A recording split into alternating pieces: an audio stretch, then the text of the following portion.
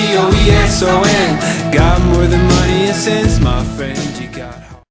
I'm Jake, I'm Tom. and we are VIMTV, Velocities in Music. Today, guys, we're going to review the new Noah and the Whale album, Last Night on Earth. Kind of an interesting album title. This is a short one, very short, coming in right over a half hour. I have a problem inherently with short albums. I'll explain that in a little bit. These guys do a lot of that indie rock stuff, or more just kind of an eclectic indie sound where they're getting lots of a variety of instrumentals. They used to be a lot folksier than this, but there's still some of that there. I think mostly just in the songwriting, but the production really takes it in a different direction. Right, and lots of instruments, which is always something that I appreciate. And then a male vocalist who kind of has a Lou Reed-esque kind of growl to him. And is that something that you typically liked, Tom? I liked that aspect of it. The references, it's more like I like the reference more than I like the actual sound. Exactly, because to tell you the truth, I think it worked for Lou Reed, but here it just that's a whole different style. Exactly, and for this, it just made it seem a little lackluster and low energy. Didn't really, work for me. Tom and I have been talking a lot about this because we're just going to come out and say it. I think I can speak for us both that this album, while there's good qualities about it, it really didn't do it for either one of us. And really why is that overall it's a short listen and it doesn't feel like they cared that much. What I like to say is it lacks authenticity, and I think I put a lot of the blame on the vocalist. And the reason why is because I never feel like he actually takes over or does a good job in his performance. I think that some of his vocal parts, they fit the song well enough, but they're kind of just there. What's their function? What are they adding to it? Are they taking stuff away? Did the band go through and listen and analyze his vocal parts and say, is this actually drawing away from some of the nice instrumental pieces that we're seeing here? And I don't think they did that, because more often than not, I feel like the vocal parts, he is kind of it's just not, I don't particularly like the voice with this style of music when everything's so aesthetic sounding in the instrumentals, in the songwriting, and then the vocals actually sound kind of out of tune and whiny even at times. Personally, I wasn't a big fan of that.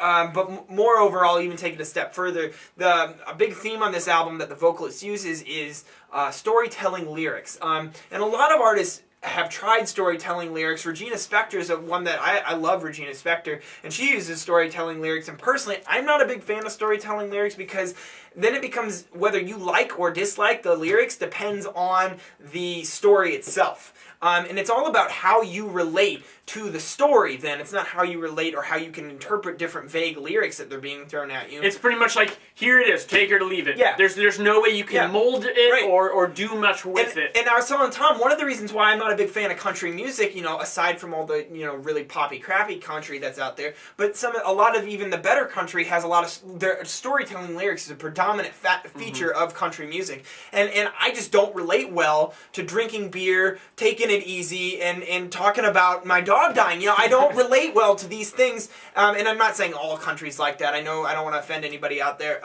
but really, I just didn't attach to any of these stories very well. And I understand that there was some motifs and themes in the stories that you were supposed to take away from that. I just didn't feel like the effect was that moving or made me care anymore or added to the music, which I thought was nice and they could have done more with, especially given these a little bit more tact.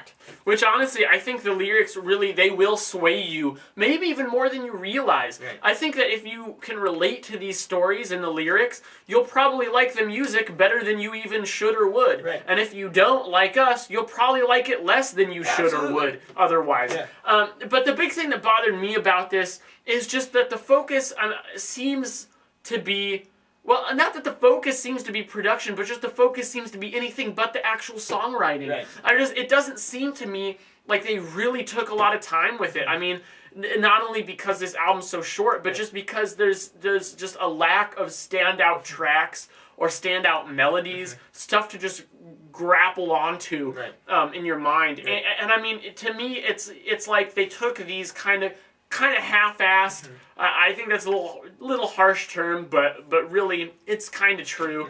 Take these kind of half-assed songs. Mind-blowing. Yeah, exactly.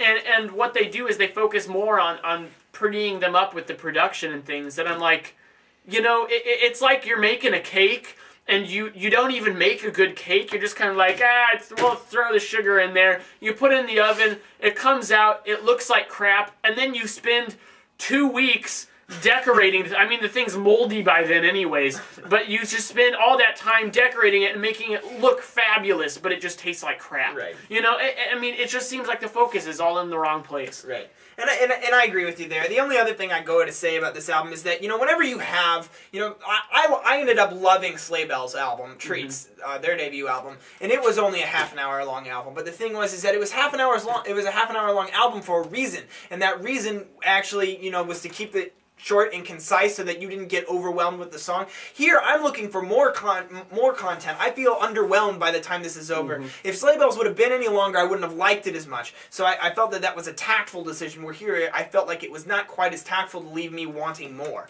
And it's that whole quantity versus quality thing, that argument, and I feel like that Last Night on Earth really doesn't have either one of those on its side. So. Now, I want to say, you may think that we've been a little harsh on this album. You got to understand that we have the burden of listening knowledge, so to speak. I mean, if you... I'm not saying that everyone who liked this doesn't listen to much music, right. But when you listen to as much, a ridiculous amount of music as we have, this isn't really going to stick out among the good stuff. Right, it's just not. Right. And so what? Yeah. I mean, if you guys like this album, please keep liking it, keep loving it, and tell us why. And maybe in the future we'll be able to attach more so to it. And it just didn't happen for us on this one. I'm feeling a 59. I'm going 61. Yeah, I think that this could have just been so much more. I think there's several things that are wrong with it. The issues that could have been improved. And things would have been a lot better. I think that they actually tried, though. I mean, I feel like it flows decently. I mean, they even threw in a minute and a half long piano instrumental in there.